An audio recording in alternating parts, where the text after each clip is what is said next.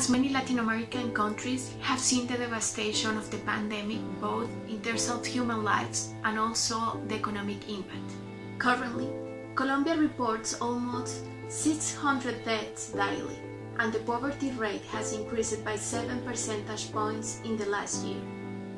We need to increase the speed of the vaccination quickly, but it's hard to do as there is massive scarcity of vaccines around the world and the few available have gone mainly to high-income countries. At Dejusticia, we believe this scarcity is artificial and is mostly a result of the excessive protection of intellectual property laws in international law.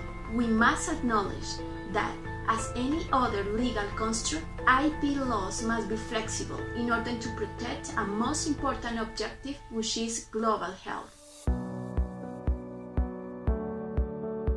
Many organizations from the Global South have been calling high-income countries to support the temporary waiver to patents and other intellectual property rights of vaccines and treatments of COVID-19.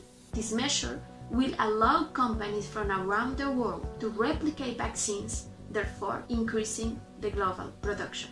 The waiver to patents is just a first step that must be accompanied with the due transfer of knowledge and the necessary investments in technology that allow a more decentralized production. It should be also temporary and allow fair compensation.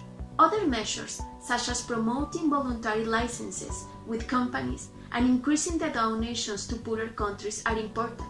But let's be clear, these actions will not be enough to deal with the pandemic.